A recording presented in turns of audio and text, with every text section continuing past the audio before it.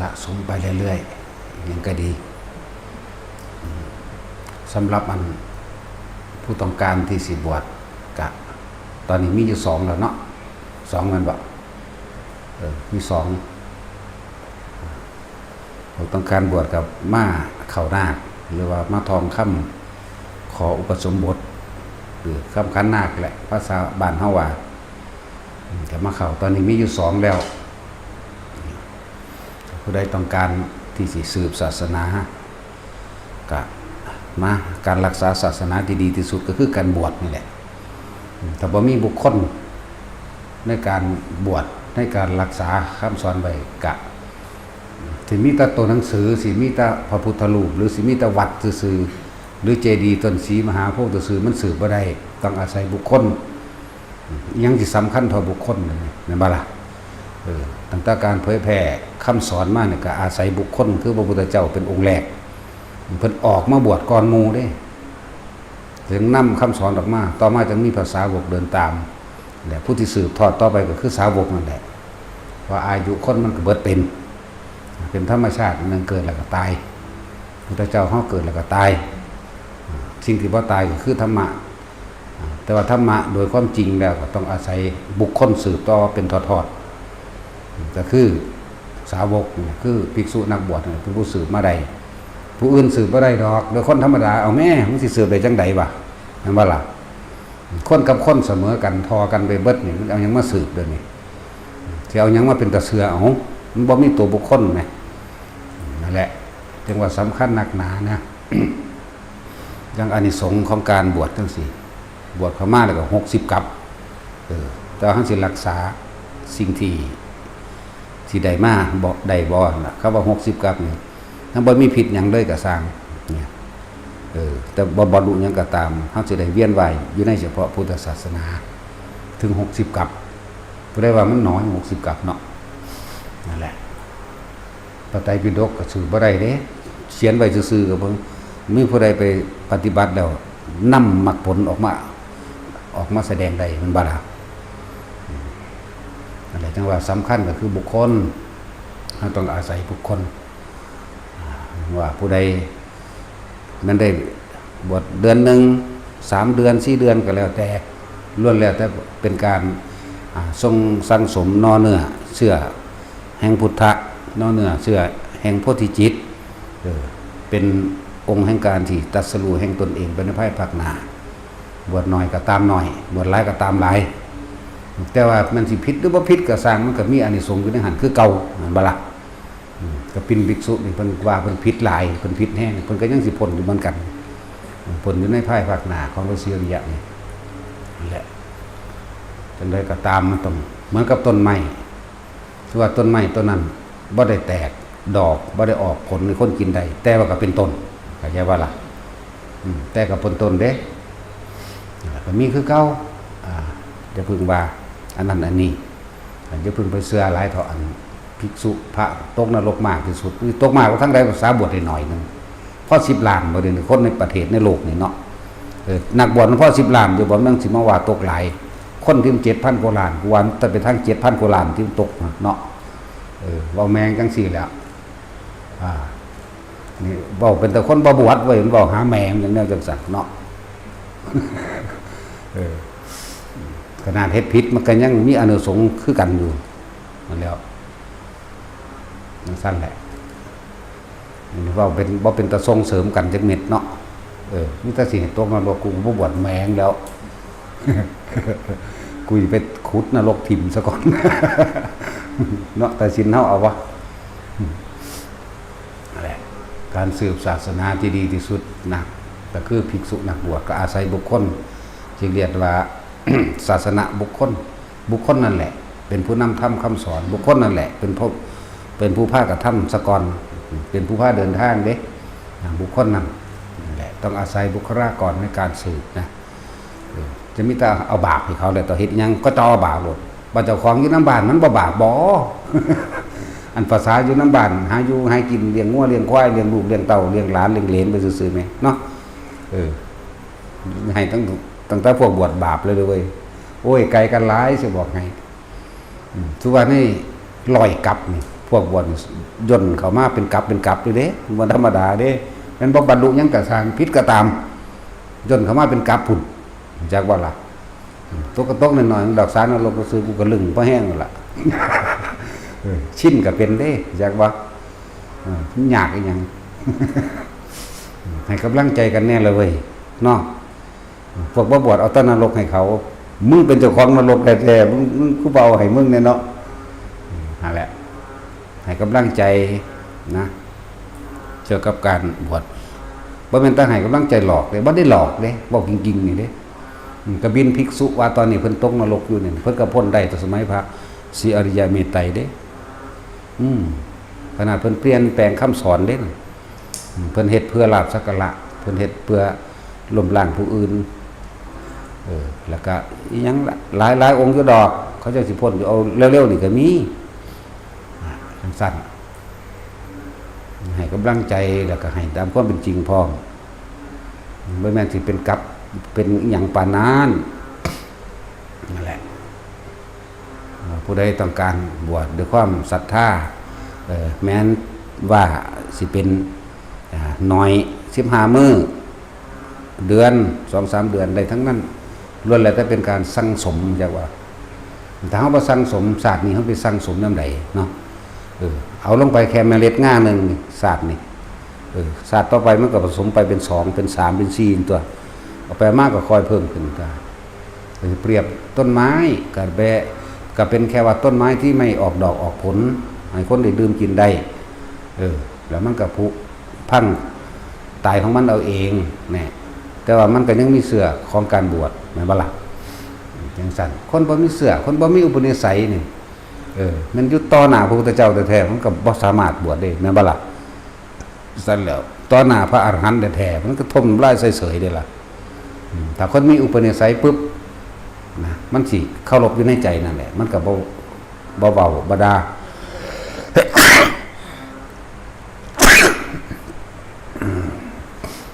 เป็นสั้นสำหรับผู้อยากบวชก็มาแต่ก็ซึ่งที่นี่เฮาก็มีขอวัดปฏิบัติเด้ เฮาให้อิสระในการปฏิบัติเพราะการบังคับความเชื่อบังคับจิตบังคับความคิดบังคับบ่ได้แต่ว่าบุคคลผู้นั้นมีศรัทธาในตนเองศรัทธาในตนเองเด้บ่ได้เอาฝากตาไปฝากไว้กับบุคคลเด้อเพิ่นแนะให้แล้วปึ๊บมากูก็เฮ็ดได้เว้ยนั่นเรียกว่าศรัทธาในตนเองกูก็เฮ็ดได้คือกันไปเฮ็ดแบบนี้นะในตุดงควัต13จังซี่มันเฮ็ดบ่ได้เต็มก็เฮ็ดไปที่ตัวอยู่นี่เฮามีพระพี่เลี้ยงให้เด้บ่เข้าใจหยังบ่รู้เรื่องหยังเพิ่นก็แนะนำให้เนาะมีพระพี่เลี้ยงสอนตั้งแต่ห่มผ้านุ่งผ้าสบงนุ่งผ้าอังสะนุ่งผ้าจีวรห่มคลุมแบบนั้นห่มเบียงแบบนี้บิณฑบาตสอนบิณฑบาตสอนดึงบาตรทะลกบาตรผูกประมาณใดสิพอดีสอนห่มผ้าให้แล้วก็สอนอธิษฐานการใส่ผ้าหลายอย่างแนะนำให้เบิดนั่นแหละบ่ได้ปล่อยกันถิ่มเด้บ่แม่นบอกเข้ามาแล้วแต่มึงเด้ใช่ป่ะล่ะเขายังว่ามีการแนะนำเบื้องต้นให้ส่วนรายละเอียดก็ให้ไปอ่านเอาใน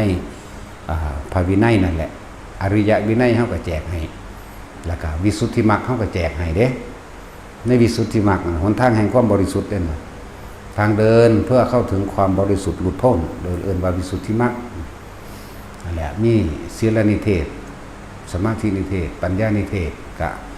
คนตั้งใจจริงๆนะโอ้ยภาษาหนังสือสำนักอ่านแมงมือเดียวก็จบตัวเนาะภาษา800 หน้านึงมั้ยแม่นว่าล่ะอ่านมาบ่แห้งเลยจังเว้าหนังสือ700 เล่มอ่านอาทิตย์800 เล่มอ่านอาทิตย์นึงบ่พออาทิตย์แปลกประหลาดคือหยังก็เอาก็คนมันตั้งใจเนาะอีหยังสิสู่คนตั้งใจก็บ่หลับบ่นอนแมงล่ะจังซั่นแหละมันก็แปลกประหลาดอยู่ดอกพูดถึงว่ายกตัวอย่างก็ยกตัวอย่างตัวเองเนี่ยบ่ยกตัวอย่างผู้อื่นเพราะว่าเฮาบ่แม่นเขาเฮาบ่เป็นชีวิตจิตใจเขาเฮาบ่แม่นเลือดเนื้อเขาเฮาบ่แม่นความรู้สึกเขาส่วนพวกว่ากูฮู้จักเบิดละบักนั้นอีนี่นั่นสิตัวเบิดนั่นแหละเนาะมึงฮู้จักอยู่บ่อนปวดท้ายยามใดแต่ว่าฮู้จักเบิด เนาะตาจุยมึงจักว่าปวดหัวปวดแขวยามใดแม่นบ่ล่ะสิตัวกี่โมงเบิดล่ะบ่มีสัจจะคนบ่มีสัจจะเฮ็ดอีหยังก็บ่สำเร็จดอกเลยชินแต่การโกหกหลอกลวงตัวเองล่ะหลอกลวงผู้อื่นเขาก็บ่เชื่อดอกเขาก็เฮ็ดไปตามเขาคือเก่าเนาะเฮ็ดไป คือสามเณรหน่อยๆเฮาเอามาไว้บอมโพไว้จักบ่ล่ะสามเณรเนี่ยเป็นนอเนื้อเป็นหยังล่ะเขาเอิ้นโพธิน่ะเป็นเมล็ดพันธุ์พืชของโพธิเด้สามเณรก็ดีเขาเคยบวชไว้แต่น้อยนี่บวชบัดนี้มีโอกาสจังหวะอันใดปุ๊บมันจะดึงดูดเขามาบวชเอาอยู่ตลอดทุกปีแม่นบ่ล่ะบวชมาเนี่ยก็เลยเป็นอุปสัยเป็นท้ายพวกหน้าดีบ่ดีได้ศาสตร์นี้เขาก็ได้คือกันเขาสั่งสมไว้แล้วเด็กน้อยใดสิมีมาจากบวชมันก็หายิ่งขี้กระป๋อมหูตัวเนาะมันก็หาเล่นจูดบังกระโพกใส่ปากขี้คันโคกโลกเลื่อนอยู่พุ่นแหละมันสั่นแล้วเดี๋ยวมันถึงเวลาปิดเทอมปุ๊บใจมันดึงดูดมาโลดเด้คนมันมีอุปนิสัยไว้ตาปุ่นตาศาสตร์ที่แล้วก็แห้งกันล่ะแล้วสะสมไว้ให้กำลังใจบ่แม่นไปเฮ็ดหยังผิดก็มีแต่สิเอานรกให้กันดอกเว้ยเดี๋ยวกูสิขุดถิ่มซะก่อนก็ได้ดอก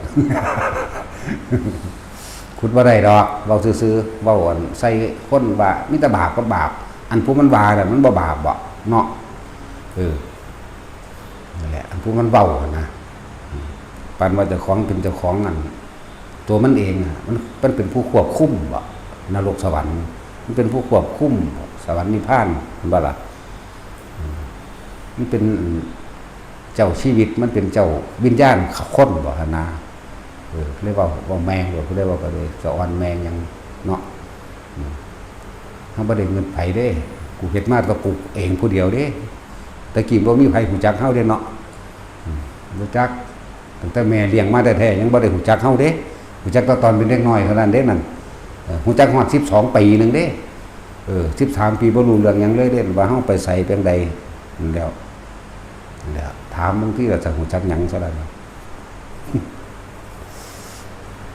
นั่นแหละแต่ว่าให้กำลังใจบุคคลที่ปรารถนาสั่งสมอุปนิสัยในการบวชหรือคนที่ตั้งใจไว้จริงๆทุกคนทำได้จริงๆเด้แต่คนตั้งใจหรอกความตั้งใจมันเต็มแต่ละมือแต่เป็นคลุกคลี่จะก็ขอวัดปฏิบัติเนาะอ่านหนังสือให้แตกฉานไปเลยก็ได้เพื่อเป็นแนวทางของตนเองอ่านคืออ่านไปสอนตนเองเด้บ่ได้มันอ่านไปก็ไปสอบก่อนบนทำลายผู้ใดบ่ได้อ่านไปเทียบเพื่อสิไปทำลายไปด้อยค่าคนอื่นว่าเจ้าของเป็นผู้รู้ว่าแม่นเด้นั่นแหละอ่านไปคนตั้งใจจริงๆนะอ่านปุ๊บแล้วมันบ่ได้ถามไผอีกดอกในพระไตรปิฎกมันอ่านเอาแล้วอ่านพระวินัยมื้อนี้อ่านเอาเองแล้วข้อวัดปฏิบัติต่างๆอยู่ในสมาธินิเทศจบข้อวัดแล้วมันก็สามารถแนะนำผู้อื่นก็ได้ตัวบัดนี้ ยิ่งประเภทปฏิบัติไปพร้อมนี่ทั้งแตกฉานครับเว้าเรื่องอาการปิติทรงฌาน1 2 3 4 5 6 7 8ในอรูปฌานอีกแตกฉานแต่พวกเขาเจ้าได้พร้อมแม่นบ่ล่ะดีบ่ดีได้บ่ล่ะฮอดปฏิสัมภิทาไปเลยล่ะนั่นแหละเวลาอธิบายขยายความธรรมะนี่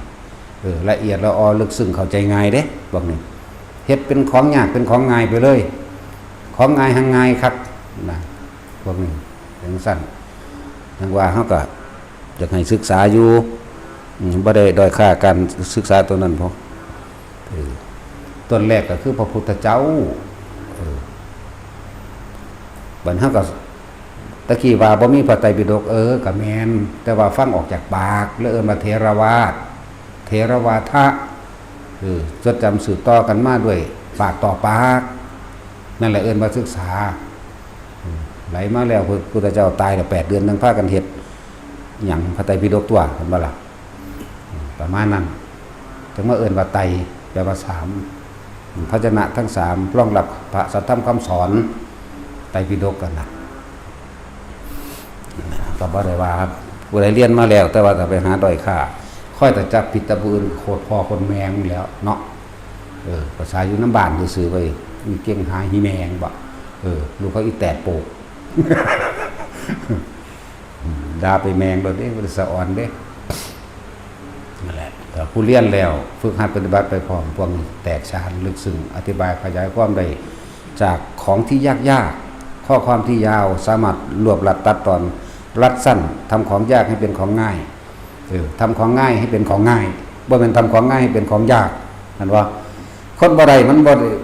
มันเอาของง่ายๆเป็นของยากเด้อธิบายจนปวดหัว คนฟังก็ปวดหัวคนอธิบายก็สับสน ธรรมดาว่ะแต่เขาเถียงขึ้นมาเนี่ย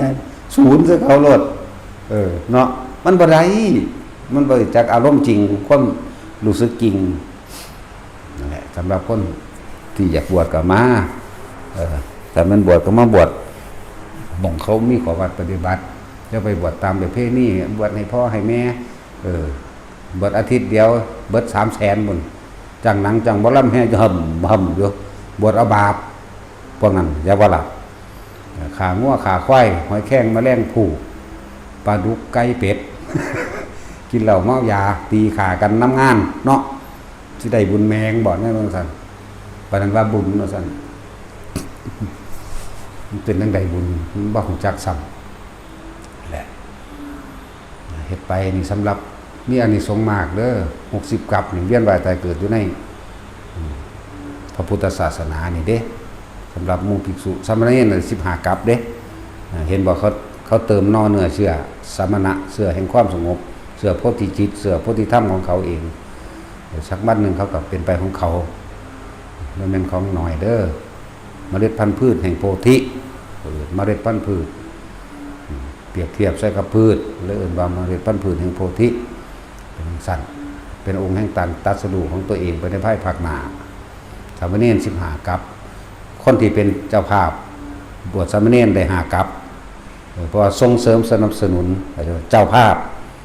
พร่วม5 บาท10 บาท20 บาท100 200ล้าน2ล้านก็แล้วแต่5กับหมายถึงสามเณรส่วนคนที่เป็นเจ้าภาพร่วมส่งเสริมสนับสนุนในการรักษาพุทธศาสนาบวชพระคนที่เป็นเจ้าภาพ15กับปัจจุบันนี้เจ้าภาพร่วมบ่ได้แม่นมารดาบิดาแต่มารดาบิดาคนละครึ่ง30กับคนที่เป็นมารดาบิดานี่เกิดเวียนว่ายตายเกิดอยู่ในพุทธศาสนา30กับส่วนผู้บวชเอง60ไปหาอ่านเบิ่งเอาในตำรานั่นแหละอันนี้เว้านำตำราบ่อยู่แมงฮอดพุ่นดอกเนาะ ปานนั้นบ่อยู่ฮอดพุ่นดอกกูบ่อยู่เอาดอกกำไรแบบนั้นสั่นแหละฝึกหัดไปเฮ็ดไปนี่คือสำหรับเรื่องบวชทีนี้ก็ต่อมาครับคนบวชเข้ามาแล้วคนบวชก็บ่แม่นว่าคนบรรลุเข้ามาเด้แม่นบ่ซั่น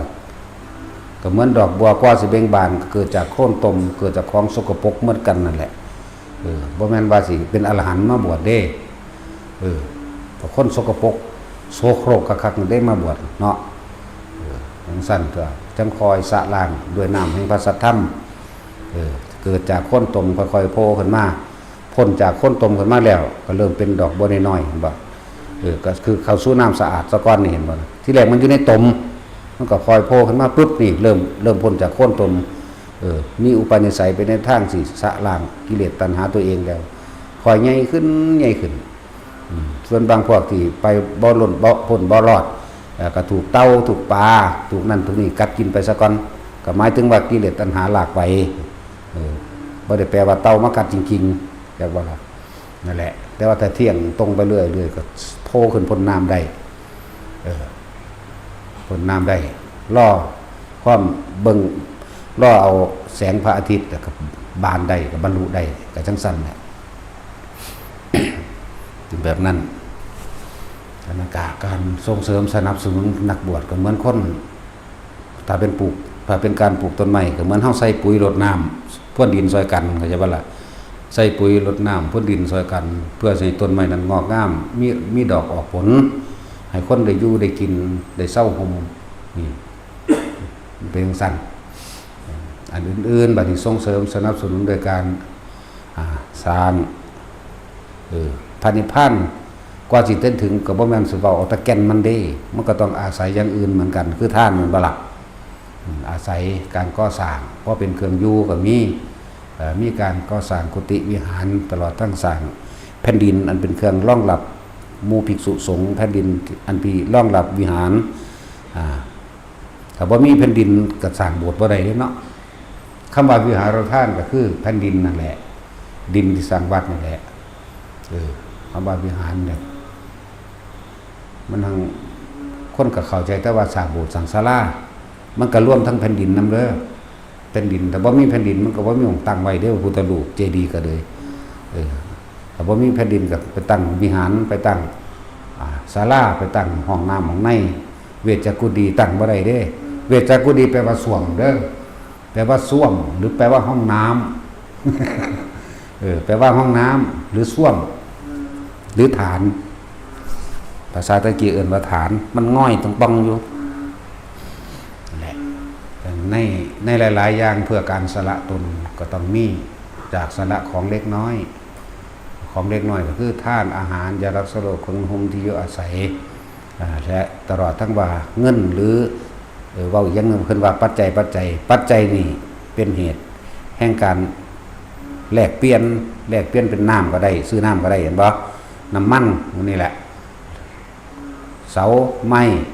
อิฐหินปูนทรายเรียกว่าปัจจัยต่างๆคือหน่วยความสะดวกเรียกว่าเครื่องหน่วยความสะดวกมันนี่ก็ต้องมีการให้ทานก่อนสละออกมาเรื่อยเพื่อให้เห็นความยึดมั่นของตัวเองว่านั่นก็ของกูนี่ก็ของกูบางคนเฮ็ดอันยังเฮ็ดกุฏิมาแล้วว่าสิให้หมู่พอได้พักก็อ้างแต่ของกูก็มีเด้มีอยู่นี่ละวันนี้แมงอยู่ไสล่ะบ่เว้าของผู้อื่นดอกเนาะเอาไปเอามาเลยเป็นเจ้าของอยู่ตลอดเลยผู้ใดเป็นเจ้าของรักมั่างแมงเอาขึ้นหนีไปหาเฮือนสูรถเนาะอันแผ่นดินนี่มันเป็นแผ่นดินสาธารณะเพราะฉะนั้นกูก็บ่ให้เข้าคนตัวของกูเนาะไม่แล้วสร้างแล้วก็ว่าเจ้าของหลายนายได้พังถิ่นได้เนาะมันสั่นละมีเป็นจังซี่บ่มีบ่ให้ผู้ใดพักกับใส่กุญแจไว้ซึ่งจะเอาออกไปไว้ข้างนอกอยู่เนาะทางแล้วไปมู่พักเพื่ออะไรนี่ก็อย่างหนึ่งการสละออกหมายถึงว่าบ่เป็นเจ้าของอีกทั้งที่ตัวเองสร้างคำว่าสร้างมาแล้วก็เพื่อให้เห็นความเห็นแก่ตัวของเจ้าของให้เห็นความยึดมั่นถือมั่นของเจ้าของต้องสั้นก็เลยต้องมีการท่านบ่แม่นว่าศาสนาพุทธศาสนาสิอยู่ได้โดยแก่นโดยนิพพานอย่างเดียวเด้มันว่าล่ะก็ต้องมีที่อยู่อาศัยมีการสร้างแผ่นดินธรณีแห่งสงฆ์หมู่คณะสงฆ์สาวกทั้งหลายเป็นที่อยู่อาศัยเป็นอารามเป็นวิหารก็ว่านั่นแหละต่อมาจะมีการสร้างที่อยู่อาศัยเป็นกุฏิเป็นศาลาเป็นอาหารเป็นเวชจักกุฎีหรือขุดน้ำปลูกต้นไม้อย่างก็ผสมปนเปกันไปตัวแม่นบ่ล่ะมันแม่นสิอยู่ตะแก่นมันตะนิพพานโดดเว้ยมันบ่มีหม่องอยู่มันสิไปไสโดดนี่เนาะบ่แม่นว่าสินั่งเอานิพพานอย่างเดียวบ่กินข้าวเนาะบ่แม่นสิบ่นุ่งสงนุ่งเสื้อห่มคือผ้าห่มคลุมนี่แหละแม่นบ่ล่ะจังซั่นเลยมีการให้ทานอาหารยารักษาโรคบ่แม่นสิบ่ป่วยเด้ล่ะป่วยอยู่ว่ามันสิบ่เจ็บท้องกินยาธาตุคือบ่เนาะปวดหัวปวดแขวนั่นแหละแล้วจังสั้นแล้ว ที่อยู่อาศัยก็คือนี่แหละกุฏิวิหารต่างๆเบ็ดจักกุฎีมันก็ต้องมีสวมมีฐานนะเว้ยนั่นแหละอาหารจังสู้เครื่องนุ่งห่มก็ดีเด็ผ้าจีวรผ้าอาบน้ำมีศีลธนะต่างๆในเครื่องบริขารต่างๆบริวารต่างๆก็เพราะมันถึงมาเบาตะแก่นมันหลายเถาะเนาะนั้นมีตะการในๆเลยแนวมันนั่นนะแนวสิเกี่ยวกับผ่าเกี่ยวกับการให้ท่านเพิ่นก็ว่าไว้ในพระไตรปิฎกไว้หลายอะไรอย่างในชาดกต่างๆนั่นแหละเพื่อเป็นแนวทางให้เฮาให้เป็นนัยยะให้เฮาเด้สั้นแต่นั้นจังว่าการทานอาหารน้ำยารักษาโรคเครื่องห่มที่อยู่อาศัยก็ต้องสั่งที่อยู่อาศัยใหญ่เนี่ยหมายถึงแผ่นดินธรณีที่รองรับกุฏิวิหารต่างๆหนึ่งเฮาก็พาสร้างต่อมาเฮาก็สร้างอันเป็นสัญลักษณ์ในพุทธศาสนาก็มีหยังสัญลักษณ์ในพุทธศาสนามีพระไตรปิฎกก็เอิ้นสัญลักษณ์คือกันบ่ล่ะหรือว่ารูปธรรมจักร ต่างๆต่อมาก็มีเจดีย์มีพระพุทธปฏิมากรรูปเหมือนพระพุทธเจ้าเฮาสร้างในน้ำทุสะเจดีย์สร้างบูชาคุณบุคคลผู้ทรงธรรมหรือว่าเป็นธรรมเจดีย์บุคคลผู้เป็นเจดีย์แห่งธรรมก็ว่า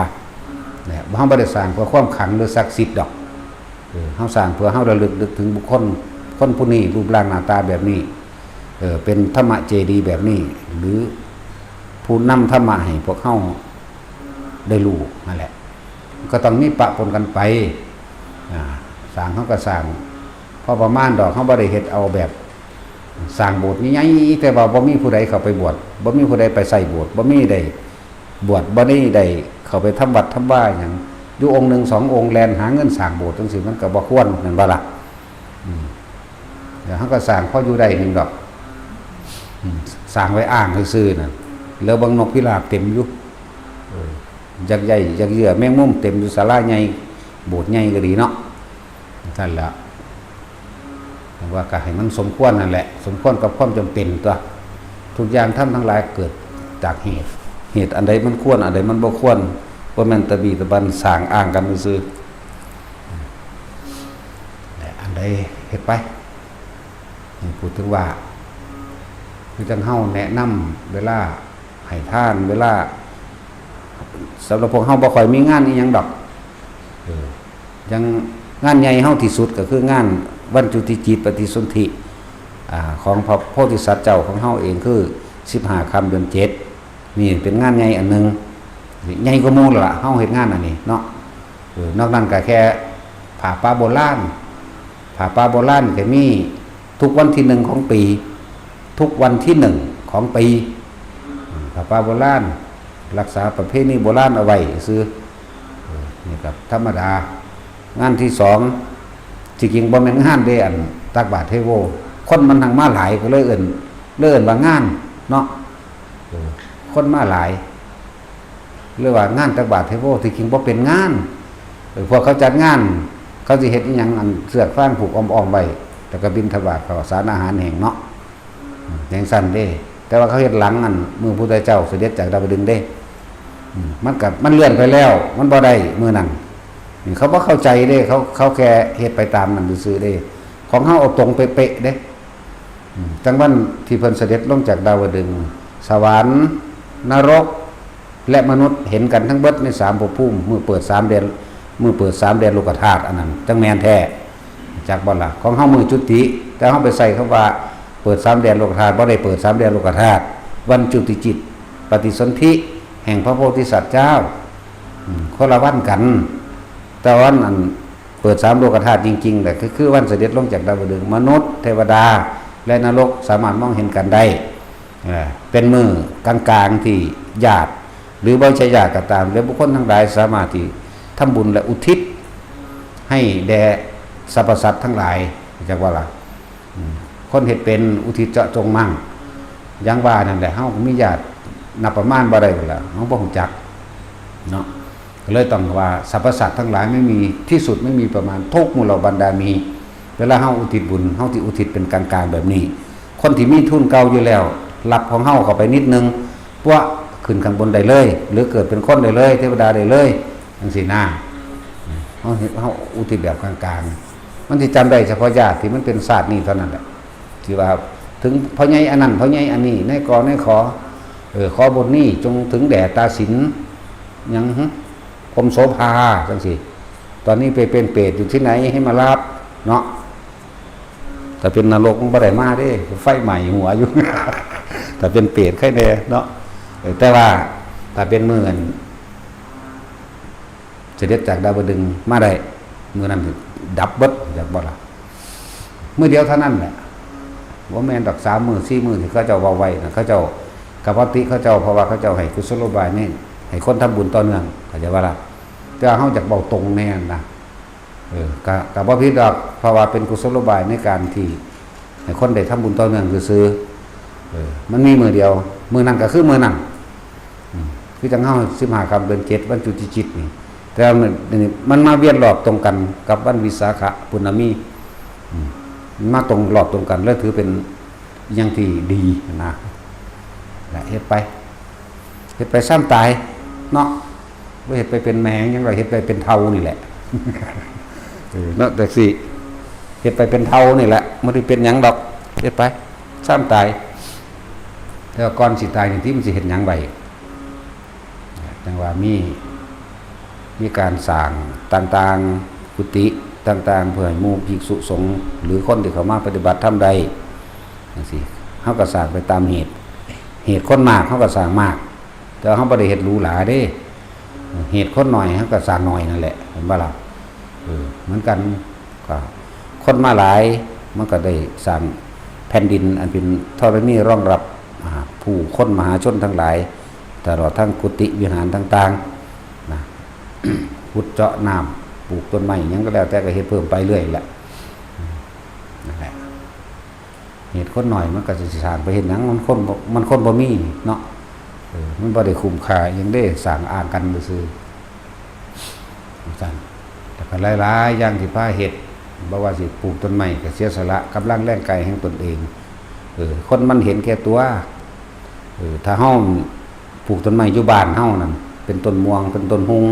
ปลูกบักทั่วปลูกบักพริกปลูกอิหยังก็ตามที่เป็นของอยู่ของกิน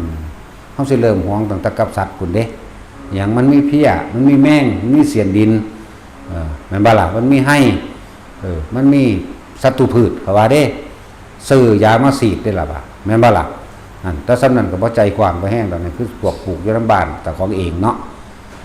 บัดที่เป็นหมากเป็นหยังมากกัดไหว้คนขอกับอะไรเด้กูไม่ได้ปลูกให้ไผกินเด้กูปลูกไว้กินกูเองปลูกไว้ขายหัวเด้เนาะเนี่ยนี่แหละจังมีความต่างที่ผ้าที่ให้ยายจอยยายล่มยายจอยยายล่มยายแม่ไผอีกแน่ละตั้งมาปลูกต้นไม้นั่นนี่ไว้ปลูกเพื่อเบิ่งใจเจ้าของเด้ว่าเจ้าของที่สละจริงบ่จาคะแปลว่าสละจากความยึดมั่นถือมันว่านั่นก็ของกูนี่ก็ของกูอันนั้นก็กูปลูกทั้งสั้นเด้ปลูกเพื่อตัดความโลภเจ้าของเองมันบ่ล่ะปลูกตัวนี้แหละมันก็บอกตัวรุ่นแรกๆนั่นแหละรุ่นแรกๆยายจอยคำใดไร้สมองมันบ่ล่ะยายล่มมันหน้ากระปุ้มกระปั๊มปลูกบางฮงก็หนาบางฮงก็ออกมาขึ้นหนาจากของ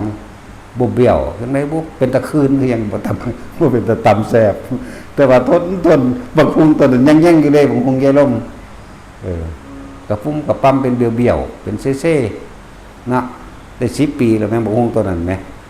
เพื่ออมตะเถอะบุคือกันกับเราเป็นเสกเงกจังได๋บุบางฮงเสกเงกเนี่ยมันมีก็ออกมาคือกันล่ะกับหนาเล่าหดน้ำหาบน้ำหดมันหดน้ำหาบน้ำมันหดทั้งหดทั้งไห้มาทางอันปลาน้ำแถวนี่เลยไห้ไปน้ำทางไปน้ำแต่เล็กตัวนึงยังนี่ผ้ากับผ้าห่างๆเนาะรถเข็นกับเบี้ยวคือกันกับเพิ่นรถเข็นเพิ่นเองนั่นล่ะล้อเบี้ยวบิดสลิงเองอยู่คนอยู่มันเข้ากันพอดีเด้เวลาเราอยู่ไปถึงเงียกไป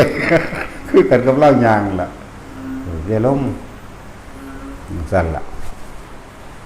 พวกบุกเบิกพวกนี้นายยายจอยคำใดบ่มีสมองพวกนี้ยายล้มกับบ่มีคือกันนั่นแหละแถมซ้ำสลิงเองพร้อมท่านเราจังว่าผ้าเฮ็ดนี่ผ้าสละความเห็นแก่ตัวออกเด้อว่ามันเฮ็ดอ้างเด้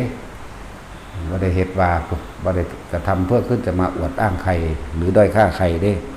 สละตัวเองแต่ก็มันเป็นประโยชน์ปลูกต้นไม้นี่เฮาปลูก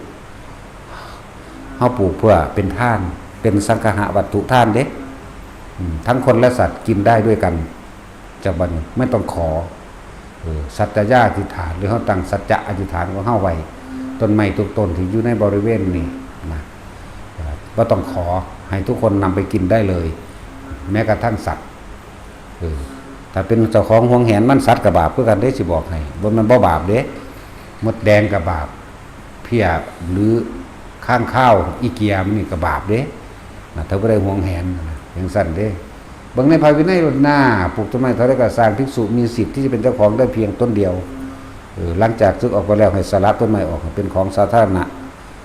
อ่านเบิ่งเด้อเพียงต้นเดียวเพียงต้นเดียวคือต้นที่ตัวเองปลูกพร้อมเข้าใจว่าล่ะถ้าซึกออกไปแล้วก็สละต้นไม้ออกไปพร้อมเด้เห็นบ่แต่ถ้ายังเป็นเจ้าของอยู่ถ้ามีคนไปเอาแต่ของหวงไว้มันบ่เขาก็สิบาปเด้มันบ่ธรรมดาได้เรื่องนี้นี่แหละจังว่าเรื่องศีลเรื่องวินัยมันละเอียดถ้าฮู้โตก็จะไปเป็นเจ้าของมันดีที่สุดมันจังบ่ห่วงเจ้าของห่วงเองเด้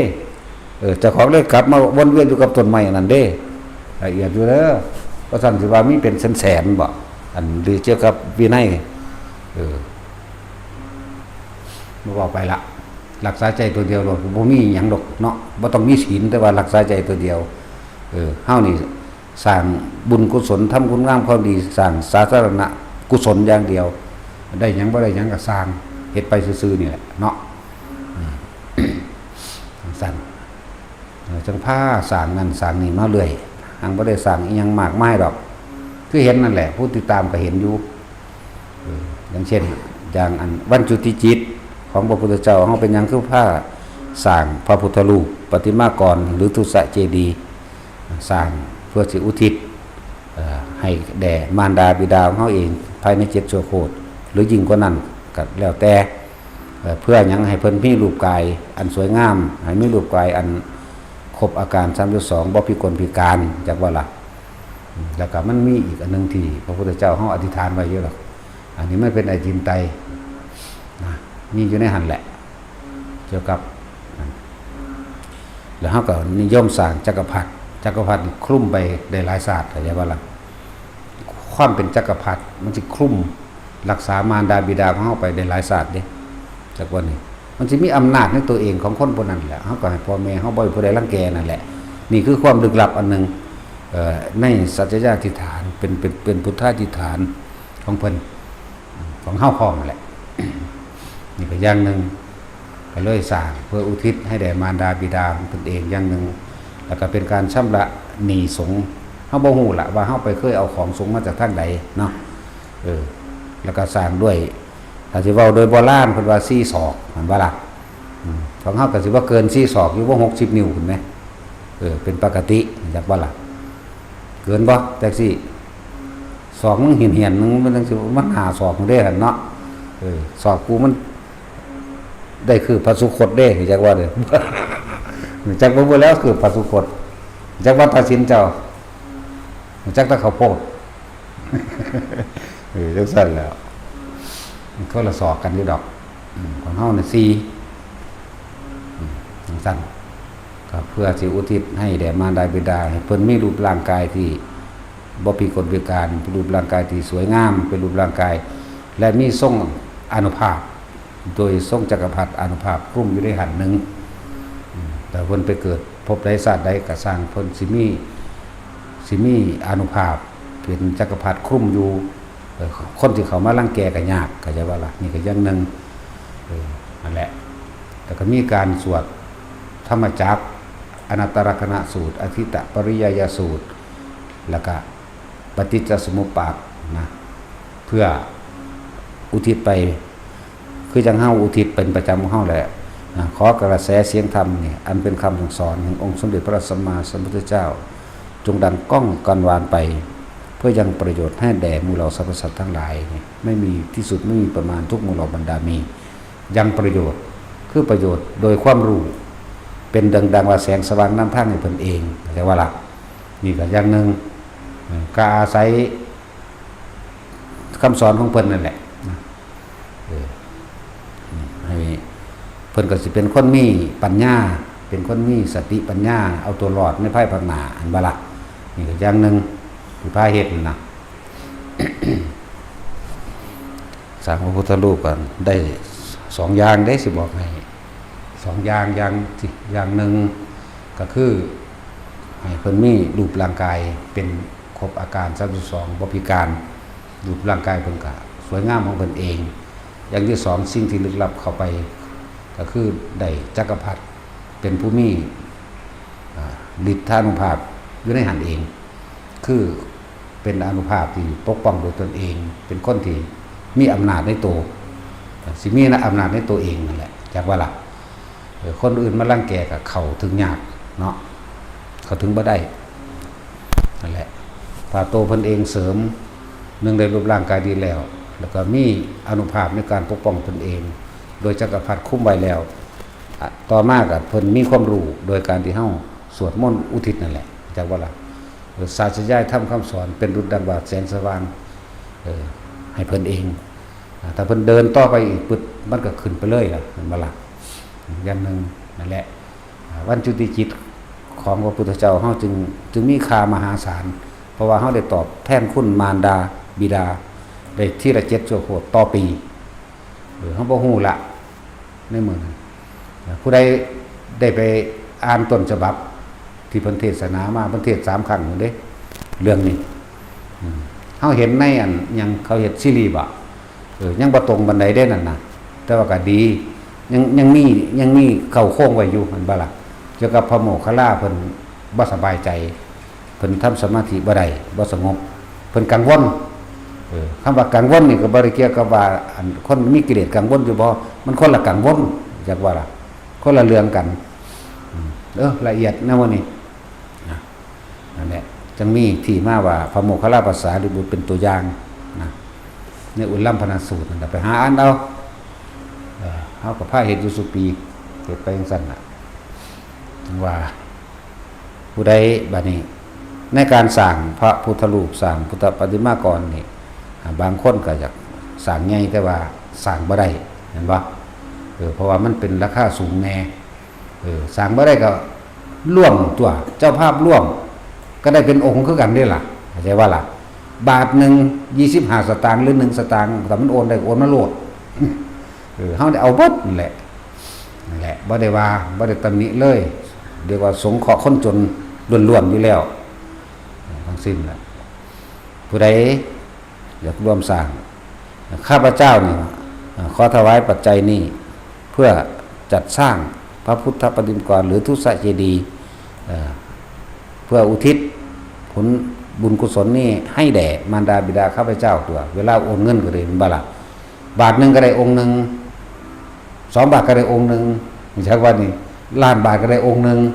ไม่ใช่ว่าแต่ว่าใหญ่น้อยเด้สิบอกให้เข้าใจว่าล่ะแต่ว่าก็เป็นองค์เหมือนเดิมมารดาบิดาก็ได้ความสมบูรณ์โดยรูปร่างกายเหมือนกันเด้อจังซั่นเฮาอยากสร้างเต็มองค์ผู้เดียวบักใหญ่ๆมันก็เฮ็ดบ่ได้เงินบ่พอเนาะก็ร่วมกันเป็นเจ้าภาพในการจัดสร้างพระพุทธปฏิมากรพระพุทธรูปต่างๆจังซั่นสารอื่นๆมันนี่ก็เฮ็ดมานั่นแหละแล้วแต่อันบอกซื้อได้เฮ็ดไปเฮ็ดก็สร้างได้บ่ได้เงินไผเด้เนาะบ่เป็นตะคนมันหาคือหยังนี่เด้บ่ได้เงินจักเม็ดเนาะแต่สินผู้ใดเว้าผิดใจเอาเหมารถไปตีอีกต่างหาก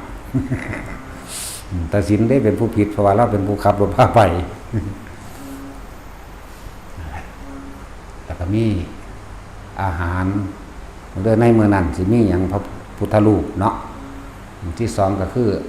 อาหารจะรักษาโรคเครื่องนุ่งห่มที่อยู่อาศัยและเครื่องนอกความสุขต่างๆเรียกว่าปัจจัย4หรือเลยฮอด4พุ่นล่ะแต่ก็เรื่องของที่ดินเฮาก็มีไว้แล้วพระพุทธรูปเฮาก็มีไว้แล้วถ้าสิเว้าว่าองค์ละเท่าใดก็คือ150,000นะองค์ละ150,000วันเฮาสร้างผู้เดียวบ่ได้เฮาก็ร่วมกันตัวรอไว้แล้วมาตั้งไว้แล้วแต่ว่าบ่ทันได้เอาผ้าคลุมออกหลบฝนก่อนคลุมไว้นี่คลุมหลบฝนเด้พุ่นละใกล้ๆมื้อพุ่นละจังสิเปิดออกให้เบิ่ง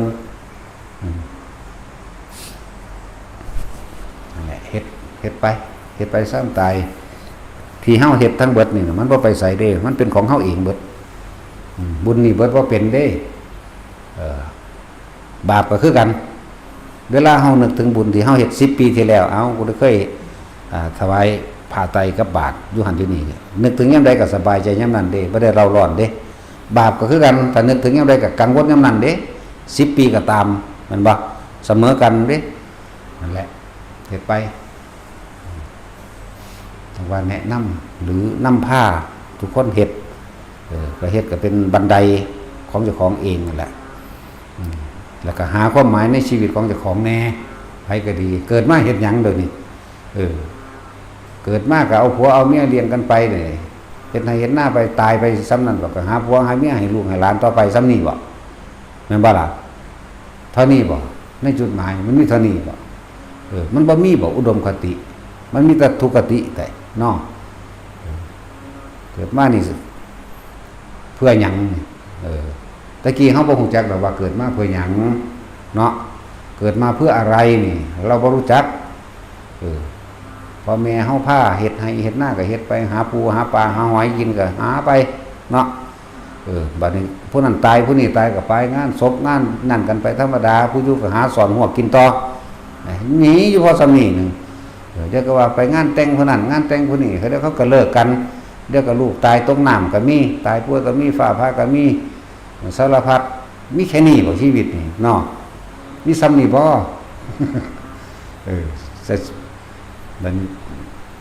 แต่ละมื้อแต่เว้นตื่นขึ้นหรือคิดขมุกขมุมอยู่แต่ก็การหาเงินเกี่ยวกับการหาร่ำหารวยนี่บ่นั่นบ่ล่ะการที่สิได้ที่ดินได้หลายไว้ให้ลูกบ่เห็นบ่รถได้หลายไว้ให้ลูกหาเงินทองได้หลายไว้ให้ลูกบ่มีซ้ำนี่บ่แต่ละมื้อตื่นขึ้นมานี่คิดวนอยู่แค่นี้บ่บ่ได้คิดถึงมื้อตายเลยบ่ตายแล้วสิไปไสนี่ฮู้จักบ่นี่เนาะแล้วก็บ่คิดถึงตอนแก่และตอนตายอีกต่างหากเด้อคนเนาะบ่ได้คิดว่าจะของเฒ่าเด้สมควรสิหาใจตัวเองสมควรสิหาที่พักพิงแห่งใจบ่ได้รู้เรื่องเด้เนาะนั่นแหละ มึงสิได้เป็นหม่องพักใจมันอยู่ไส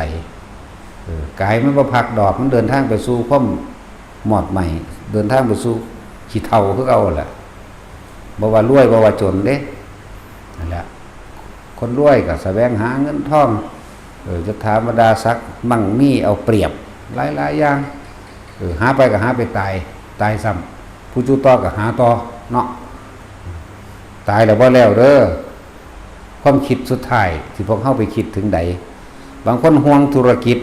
แต่ก็มีความโกรธและโมโหในคู่แข่งของธุรกิจศูนย์ใส่เขาอารมณ์มันข้างตายในขณะนั้นเป็นนรกเด้นั่นน่ะ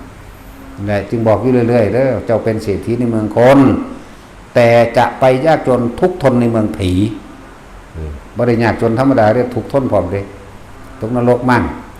เป็นเปรตนี่แปลว่าผู้หิวกระหายผู้ไม่มีวันพอเด้หาอยู่จังสั่นหาคิดหาแต่ละมื้อแต่ละเว้นนั่นแล้วตายในอารมณ์ที่หาตายในความรู้สึกที่หิวที่อยากได้นั่นละเปรต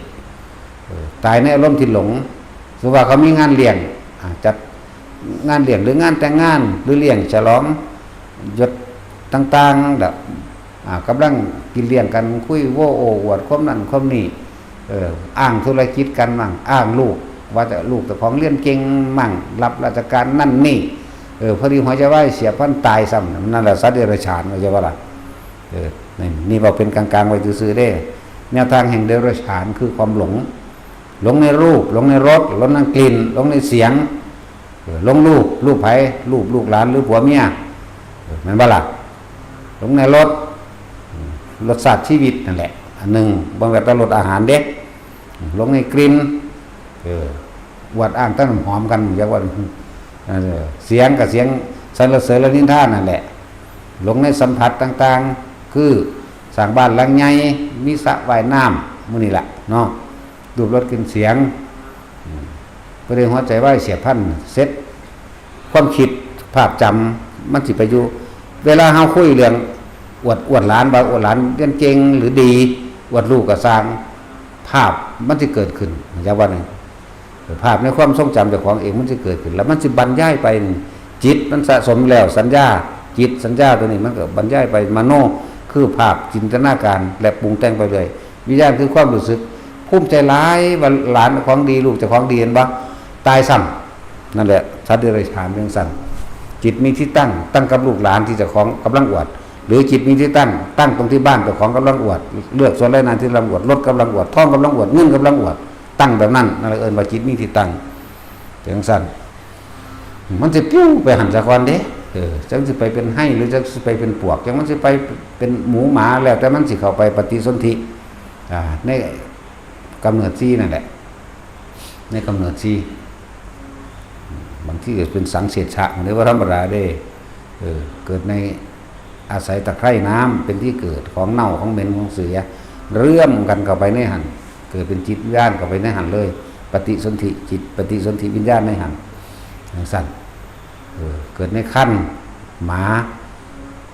วัวควายอันใดก็ตามที่มันอยู่ในท้องนั่นแหละเป็น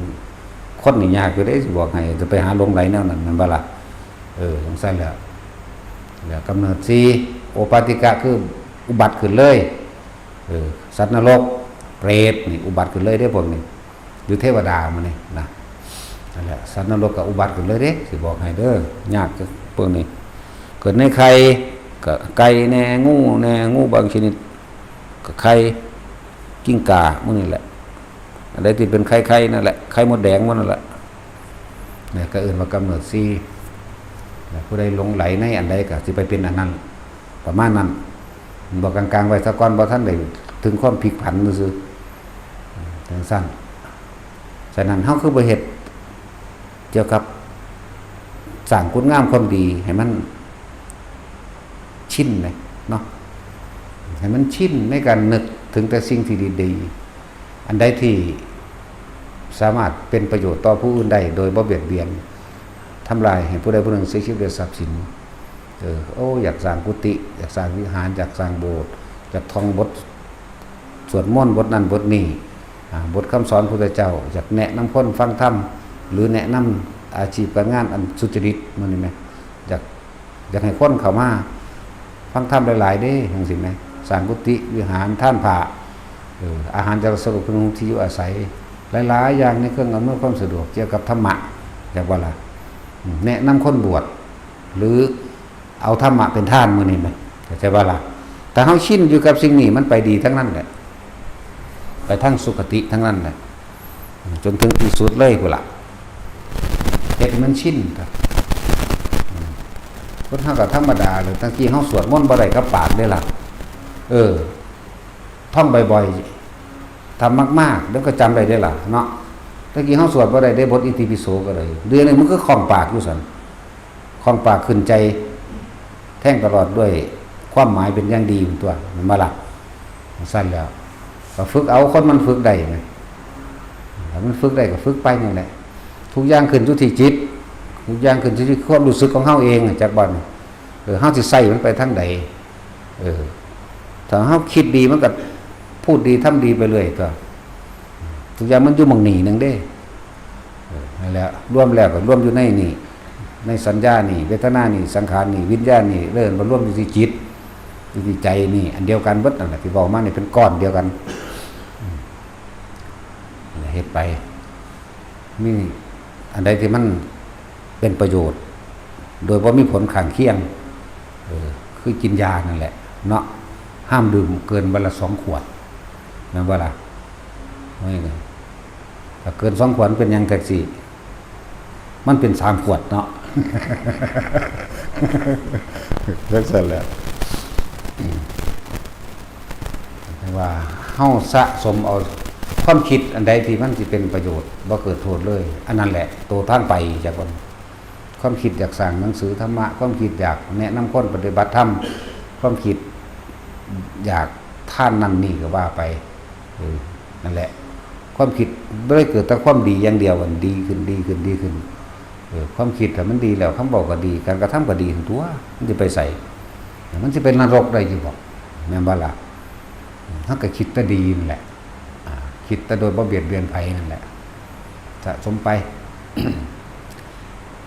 เหตุจังใดก็ตายอยู่แล้วล่ะยังก็เลยมันหนีบ่พ้นหม้องนี้ดอกจักสิหนีไปไสเนาะตอนแรกเฮาก็สะสมแต่คุณงามความดีแหละสะกอนเพื่อไหลไปเรื่อยแล้วก็สิเริ่มเข้าใจความจริงในชีวิตเจ้าของเองดอก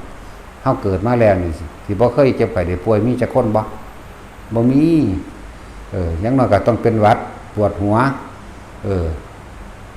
ปวดท้องเรื่องใดก็ตามปวดท้องหิวโรคหิวเรียกว่าล่ะก็ต้องมีแน่ถ้ามันสลดใจก็ดึงเข้ามาได้ตัวเกิดแล้วต้องแก่ ต้องเก็บต้องป่วยแล้วก็สุดท้ายก็ต้องตายไหมเฮาสิไปหลีไปหนีอยู่ไสเอาหนีพ้นบ่บ่พ้นนั่นแหละหนีบ่พ้นเด้เนี่ยจังว่าให้หันเข้ามาก็เลยในเมื่อมันหนีบ่พ้นแล้วคำว่าสมบัติของกูนี่แหมคำว่าของกูนี่แหมสิเป็นตัวลั่งไว้เพื่อให้ไปเกิดใหม่นี่แหมเพิ่นก็เลยมีแนวทางคือการทานการศีลการภาวนาเพราะว่าเฮาเห็นตามความเป็นจริงเอิ้นว่าทานศีลเนกขมะปัญญาวิริยะคือความเพียรพยายามที่จะออกจากความยึดมั่นถือมั่นความเพียรพยายามความอดทนพร้อมมีขันติบ่ล่ะมีสัจจะตั้งในตนเองหรือเข้าสู่ความจริงได้มีอธิษฐานตั้งใจมุ่งมั่นสู่จุดหมายมีเมตตา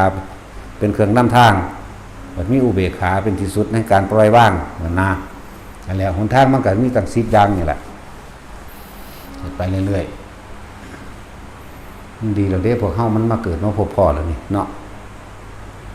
เกิดมาอันใดสิมีคุณค่าเท่ากับการได้ฝึกหัดปฏิบัติธรรมเลยนี่ยังสิมีค่าเท่าธรรมบ่มีดอกร่างกายเฮาจักหน่อยมันก็ตายเบิดเลยเนาะบ่ได้มีค่าเท่าธรรมดอกจังว่าคือเพิ่นวางแหละการรู้อริยสัจสี่ในขณะที่ไฟไหม้อยู่บนหัวเธอจะรู้อะไรก่อนหรือเธอจะดับอะไรก่อนใช่บ่ล่ะหลายคนก็ดับไฟอยู่หัวแล้วมันห่อนเนาะบ่พร้อมที่จะเข้าไปฟังธรรมได้เนาะไว้ฟังธรรมอยู่แล้วเฮามันจังบ่ได้มาตายอีกตายไปพร้อมกับธรรมหมดเนาะดับไฟอยู่บ่ได้เสียโอกาสฟังธรรมในขณะที่ดับไฟบนหัวไฟดับแต่ว่าความคิดไปจออยู่กับการห่อนความร้อนดับไฟเห็นบ่เลยพลาดโอกาสจากการร้อนก็แช่งแต่กูสิตั้งใจฟังธรรมมาบรรลุไปเอาอันนี้นะเนาะนั่นแหละอธิบายให้มันละเอียดปานนี้แหละเพราะเข้าใจอยู่ดอกแต่ว่าเข้าใจก็ไปตายซะแล้วก็ไปเกิดใหม่เนาะจะอยู่โดนแต่ว่าเข้าใจซ้ำนี่แต่อยู่โดนหลายมันบาปหลายนั่นว่าล่ะนั่นแหละถ้าเฮาคิดถึงความจริงได้อภัยก็ตามพวกอันคำว่าความรักความใคร่ความอาลัยความผูกพันต่างๆที่เฮาเข้าใจว่าเป็นของตนนี่นะเฮาอยากให้มันได้ดังใจนี่เด้สาเหตุให้สัตว์ทั้งหลายเวียนว่ายไปเกิดมากที่สุดความรักความใคร่นี่เด้ราคะนี่เด้กามราคะนี่เด้หนักกว่าหมู่แต่นั้นพวกผู้หญิงนี่ส่วนมากก็สิอาลัยอยู่กับลูกกับหลานเนาะตัวนี้เด้ตัวเป็นห่วงผูกพันหลายคิดถึงหม่องมันตายแน่เนาะคิดถึงหม่องมันก็ตายเฮาก็ตายนี่แหมคิดถึงหม่องนี้แน่เพื่อสิมันปล่อยว่างออกเพื่อสิบ่ให้มันอาลัยเพื่อสิบ่มันคิดคำครวญคำนึงอยู่ผู้เดียวนั่นเนาะว่ามันบ่ได้ดังใจตินั่นแล้วสัตว์โลกเป็นไปตามกรรมที่มาเกิดเป็นลูกเต่าเล่าล้านกันก็เพราะเฮาเคยสมรู้ร่วมคิดกันทำกรรมร่วมกันมาโดยกรรมแต่ผู้ใดพ้นออกจากความคิดพ้นออกจากความเห็นนี่ได้มันก็จบทั้งตัวเนาะแหละฝึกไปถึงจังใดมันก็ไปตายเพราะมันคือกันแล้วเฮาก็ตายเพราะเฮาคือกันแม่เนาะพวกผู้หญิงส่วนมากสิเป็นแบบนี้ไม่เคยเบื่อหน่ายในการออกลูกเนาะลำพึงไกรครวญอยู่หั่นแหละขนาดพวกเป็นหมันบ่มีลูกเวลาของตกอุ้ยลูกนั่นว่าแต่สิเมียมึงเคยว่าบ่อุ้ยลูกก็สั่นสาวบ่มีลูกอีห่าก็จักสิอยากมีเฮ็ดหยังอีเติมอีขี้เกียจป่วยแม่นบ่ขี้เกียจป่วยได้นั่นคนอีหยังคือขี้เกียจแสดงว่าศาสตร์ก่อนเป็นขี้เกียจหาว่าแต่คนเนาะเจ้าหัวจ่าศีลเจ้านั่นน่ะเมียเจ้ามีแต่หูดังได้บัดหน้านั่นยังมันเงยหน้าขึ้นจังได๋เอ้าคือเป็นจังซี่เห็นบ่เอามื้อนึงเอาภาพตัดสินกับเมียกันนั่นแหละมาขยายขึ้นตัดสินมาเบิ่งอันนี้ว่าแล่นตุ้งๆมาเด้เพิ่นละว่าเรื่องสำคัญเบิ่งในนี่หัวว่าซั่นมันคือเป็นจังซี่เพิ่นบ่เว้าหยังได้เพิ่นหัวซื่อๆมันเป็นดังเหียนๆนะแล้วมีแต่หูมันแหมเนาะเว้ยแนวนั้นก็มีคนอยู่บ่หรืออีหยังบุมันก็สิงามแล้วตัวเนาะแต่สิงามบ่งามทั้งศาสตร์สมผลได้ข่อยแบบนั้น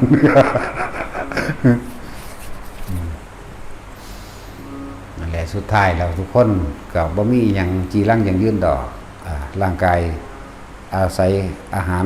และน้ำขนมกุมมาศเลี้ยงร่างกายตะน้อยอาศัยน้ำนมจากแม่เป็นอาหารใหญ่มาเรื่อยเปลี่ยนแปลงไปเรื่อยเปลี่ยนแปลงไปเรื่อย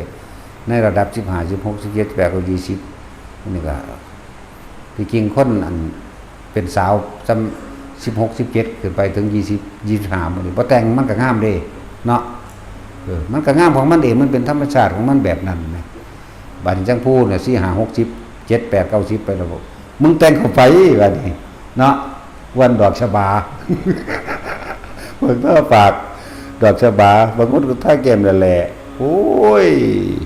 ตัวตลกเนาะนั่นแหละบ่หาแต่แต่งก็ได้ธรรมชาติมันก็เป็นของมันแบบนั้นนะความงามที่เป็นนิรันดร์คือบ่จำเป็นต้องแต่งหยังดอกปล่อยมันเป็นธรรมชาติของมันซั่นโดยบ่เข้าไปตกแต่งมันสิอยู่ของมันแบบนั้นเด้เข้าใจว่าล่ะนั่นแหละคือว่าความงามที่เป็นนิรันดร์ที่มันบ่นิรันดร์เพราะว่าพวกเจ้าเข้าไปปรุงแต่งมันเลยบ่นิรันดร์เนาะเข้าใจว่าล่ะโอ้บ่ลึกซึ้งปานนี้มันบ่ได้เข้าใจดอกสาวว่ามีสมองจักคนเนาะตัดสินพูดอันใดก็ลงตัดสินนี่แหละเราเป็นตาได้บุญหลายกว่าหมู่อยู่เนาะแต่ว่าบ่แม่นเด้คือขอบเกาะปากขอบปากสั่ง เห็นแต่มือเป็นไผนอนี่ต้องไปก้มซองเบิ่งได้จังโอ้ตัดสินบ่ธรรมดาเด้ปล่อยมือยามใดก็ลงนรกยามนั้นเด้อนั่นแหละจังว่าในวันที่31นั่นบ่ฮึ31 พฤษภาคมนั่นแหละเป็นวันวิสาขะพร้อมเป็นวัน15 ค่ำเดือน7ในวันจุติจิตของพุทธเจ้าเฮาพร้อมผู้ใดต้องการตอบแทนคุณมารดาบิดาก็พากันมาเฮ็ดเอานะพากันมาเฮ็ดสิมีหยังให้ท่านหรืออุทิศให้พ่อให้แม่ก็เฮ็ดไปแล้วแต่เด้เฮาบ่ได้กำหนดว่าเอานั่นเอานี่เด้แต่เอาเงินหลายเอาคือเก่าเนาะแต่สิน บ่ได้ว่ากำหนดเอาเด้นั่นแหละไผสิเฮ็ดลงทานมื้อนั้นก็เฮ็ดมาบอกแจ้งเขาให้เขาจัดสถานที่ไว้ให้เขาตั้งเต็นท์ให้มันถูกผู้ใดสิเฮ็ดลงทานนี่หยังก็บอกเขามาให้เขาลงรายละเอียดไว้ให้ลงทานหลายๆอย่างก็สิเฮ็ดหยังก็มาผู้ใดสิแต่ว่ามื้อนั้นก็คือว่าคนมันสิหลายบ่ได้มีกุฏิให้พักเพียงพอกันก็เอาเต็นท์มานำลุงบังใดพ่อพักได้ก็พักไปนั่นแหละนะโรงแรมรีสอร์ทในจังหวัดนี่เต็มเบิดก็แล้วกันบ่มีหมู่สิอยู่ดอกแต่ผู้ใดจองโรงแรมก็จองไปเพราะทุกปีก็เป็นสั้นเนาะแต่แล้วปีนี้เศรษฐกิจมันบ่ดีเนาะแต่ว่ามันก็ดีคือเก่าหั่นแหละมันบ่ดีแต่นั่นซื้อดอกคนขยันหาก็ได้คือเก่านั่นแหละพอได้มีหยังท่านก็เอามาในมื้อนั้นนะเพราะการที่เฮาเฮ็ดสังฆทานโดยวันจุติจิตมีเฮาผู้เดียวในโลกตอนนี้มีผงเดียวเท่านั้นผู้ใดเสือก็เฮ็ดผู้ใดบ่เสือก็สร้างบ่งึดโตไผโตมันอันแนวนี้เฮาบอกตรงๆโลดบ่ได้บอกว่าสิว่านรอบให้คนมาเฮ็ดนำเจ้าของเด้เนาะเพราะเจ้าของบ่มีจักว่าล่ะเวทมองได้ก็ไปแต่ว่าอยู่นี่มันสิเป็นแบบนี้เฮาก็พาสวดมนต์อุทิศกระแสเสียงธรรมของพระพุทธเจ้าสื่อตรงไปหาพ่อแม่พร้อมนั่นแหละการสร้างพระพุทธรูปเพื่อให้เพิ่นได้มีรูปร่างกายที่แข็งแรงสวยงามครบอาการ32และจักรพรรดิสิคุ้มเกิดกลายเป็นคนที่มีอำนาจอยู่ในตัวเองพร้อมเพราะอาศัยจักรพรรดิและพุทธาธิษฐานและสัจจะอธิษฐานเฮาเองกับเพิ่นนี่คือพุทธเจ้าจักว่าล่ะกับเพิ่นนี่จังซั่นหลายอย่างนั่นแหละใครอยากเฮ็ดก็เฮ็ดบ่อยากเฮ็ดก็สร้างเนาะเอาสมาทาน